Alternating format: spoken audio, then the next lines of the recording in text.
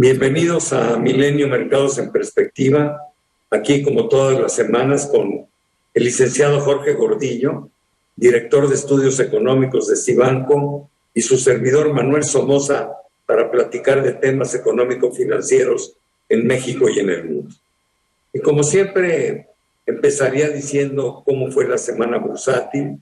En Oriente las bolsas tuvieron rendimientos negativos, tanto en Japón como en China, de menos alrededor de 0.5%. Sin embargo, en Occidente los resultados fueron muy favorables. Las bolsas europeas subieron 3%, el Dow Jones 2,5%, el Standard & Poor's 3,5%, el Nasdaq 4.3%, la Bolsa Mexicana de Valores 1.66%, una magnífica semana. El peso ganó 1.2% con respecto al dólar y el euro también ganó un poquito con 0.42%. O sea que fue una buena semana de resultados en los mercados cambiarios y bursátiles. Y hubo mucha información. La más importante quizá vino de Estados Unidos, donde se llevó a cabo la reunión de la Reserva Federal, cuyos anuncios impactaron en los datos de los mercados bursátiles que di hace unos segundos. Pero yo creo que lo más importante fue el discurso de Powell, porque ahí dejó la puerta abierta para que las tasas no tengan que subir tanto hacia adelante. Claro, va a ser dato dependiente, aunque sí dijo que probablemente en septiembre volviéramos a ver un alza de 0.75. Pero sobre esto yo sí le pediría al licenciado Gordillo que nos dé su interpretación, porque realmente fue importante lo que dijo Powell y fue muy importante el impacto que tuvo en los mercados. Adelante, Jorge. Gracias, Manuel. Saludos a todos. Muy bien, efectivamente, justo como lo dices, y hay que separar un poco lo que ve el mercado con lo que queremos nosotros dar de comunicación a la gente en general, porque el mercado ya anticipaba un aumento de 75 puntos base, ya sabía que iba a ser un aumento así, y entonces ya lo había descontado. Entonces los comentarios de Powell sobre que es posible que ya las alzas más altas ya las haya dejado atrás y que vinieran más moderadas hacia adelante, fue muy positivo para los mercados y explican mucho del comportamiento positivo en la semana de los mercados. Ahora, el mensaje que tenemos que dar a la gente en general es que siguen aumentando las tasas a niveles muy altos, llevan 2 meses, con 2 reuniones consecutivas con aumentos de 75 puntos base, ya está, como dices, en 2.25, 2.50% la tasa de Estados Unidos, se encamina a la velocidad que va, es muy probable que llegue a 3.5, 3.75% a finales de año. Y bueno, significa que la Fed sigue haciendo todo lo posible para contener un dato de inflación que lo comentamos hace unas semanas, muy alto, arriba del 9%. Ahora, su otra contraparte aquí es cómo le da confianza al empresario, al inversionista, de que estos aumentos no están encaminando a la economía norteamericana directamente o rápidamente a una recesión. Intenta hacer un mensaje de que todavía no estamos en momentos recesivos, todavía no está encaminando la economía a una recesión, y bueno, vamos a ver qué tanto le cree el mercado hacia adelante. De acuerdo. Otra parte del discurso de Powell se centró en decir que a su juicio la economía norteamericana no estaba en recesión debido a que había sectores que todavía mostraban mucha fortaleza, como por ejemplo el sector laboral, el sector de consumo, etcétera, ¿no? Sin embargo, esta afirmación de Powell contrasta porque exactamente al día siguiente sale el dato del PIB de Estados Unidos al segundo trimestre, que seguramente ya lo conocía él, y nos dicen que la economía en Estados Unidos decreció 0.9%. Realmente, y sí quiero hacer una aclaración, este 0.9% se da por la manera como ellos miden estas cosas. Para sacar el 0.9 toman el crecimiento real o decrecimiento real de la economía en el trimestre y la dividen entre 4 o la multiplican 4, como lo quieras ver. O sea que realmente la economía en el segundo trimestre disminuyó 0.9 entre 4 da 0.225, ¿no? O sea que yo coincido con Powell en el sentido de decir, eso no es recesión, ¿no? Porque todavía hay muchos sectores que se están comportando francamente bien. No es no es que la economía esté toda vaya para abajo en forma pareja, ¿no? Hay sectores que siguen creciendo y lo vemos con los resultados de algunas empresas. El jueves me reportó Apple y Amazon resultados verdaderamente extraordinarios. Pero a mí sí me gustaría que me dijeras, ¿qué piensas? ¿Está en recesión? ¿No está en recesión? ¿Cómo viste los resultados de las empresas, etcétera?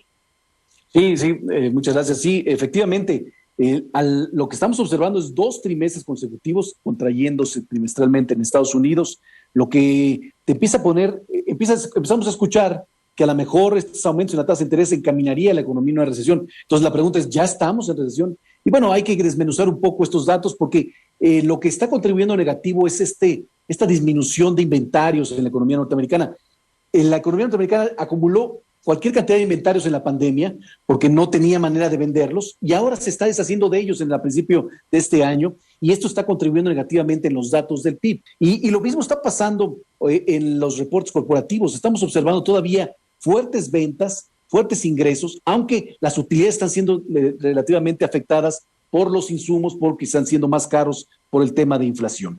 Aunque hay datos paradójicos, ¿no? Reporta Walmart bastante mal, es más, tiene efectos negativos en los mercados por la importancia de esa empresa, pero luego viene y reporta Amazon y el mismo chairman de Amazon dice que él no ve que el consumo se esté debilitando, al contrario, ¿no? Entonces dice uno que operan en mercados distintos o qué está pasando, ¿no? Pero bueno, pues ahí hay verdaderamente una paradoja. Pero también hubo empresas que reportaron bastante mal. No sé si quieras comentar. Bueno, no bastante mal, en algunos sectores, ¿no? Porque fueron ganadoras en unas áreas y perdedoras en otras. Ha sufrido mucho el sector tecnológico este año y el reporte del segundo trimestre en muchas empresas no fue bueno. En Facebook, en Google, en Microsoft, ha sido menor a lo esperado, con pérdidas, afectados muy fuerte por aumentos en los insumos. Nos salvó un poco a este sector los comentarios que estás refiriendo sobre Amazon y Apple.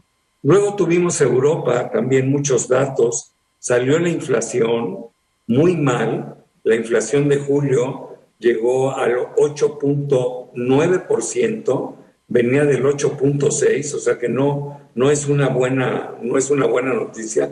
Lo que sí es buena noticia es que la economía europea sorprendió con un crecimiento en el segundo trimestre del 0.7%, ¿no? Con todas las broncas que tienen. Yo estoy preocupado por Europa porque creo que es el bloque económico que corre más riesgos en el corto plazo, pues simplemente por la dependencia del gas y del petróleo que tienen de Rusia en un conflicto que yo no sé cuándo va a terminar, pero me encantaría oír tus comentarios.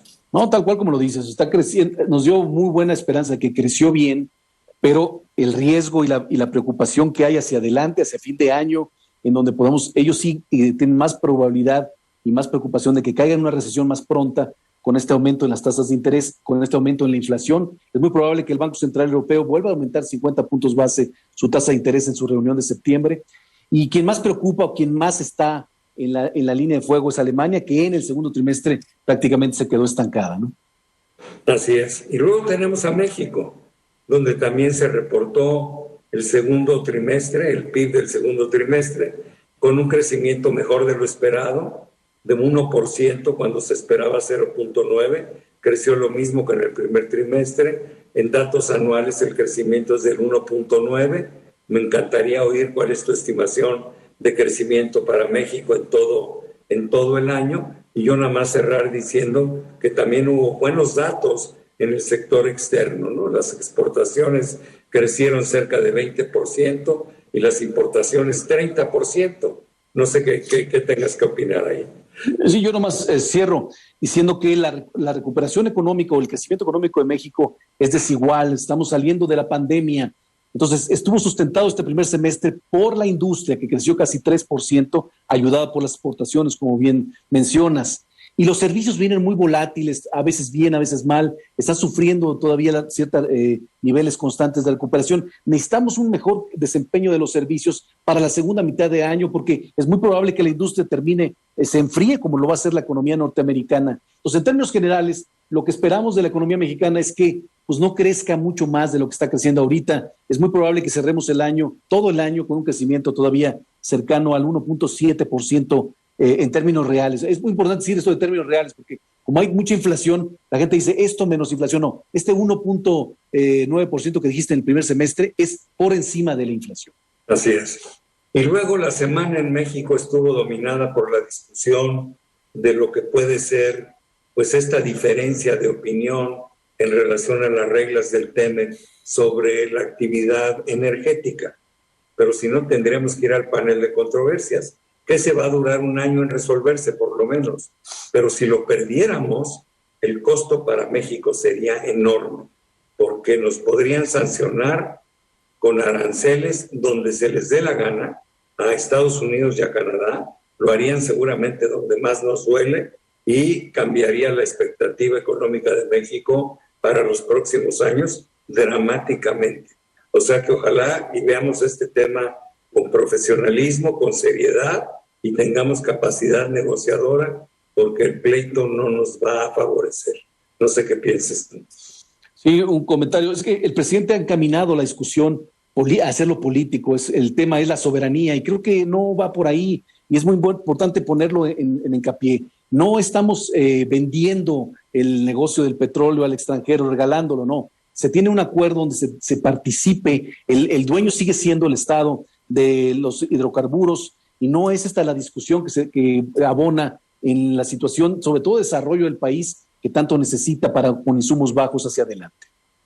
Así es, yo pienso exactamente igual que tú. Qué pena que se esté politizando esto, porque se está dándole mucha fuerza a la parte ideológica cuando esto se tiene que ver con el pragmatismo de qué es lo que le conviene a México y a los mexicanos. Pero bueno, se nos acabó el tema. Jorge, muchísimas gracias, pero sobre todo gracias a todos ustedes que están aquí semana a semana con nosotros en Milenio Mercados en Perspectiva.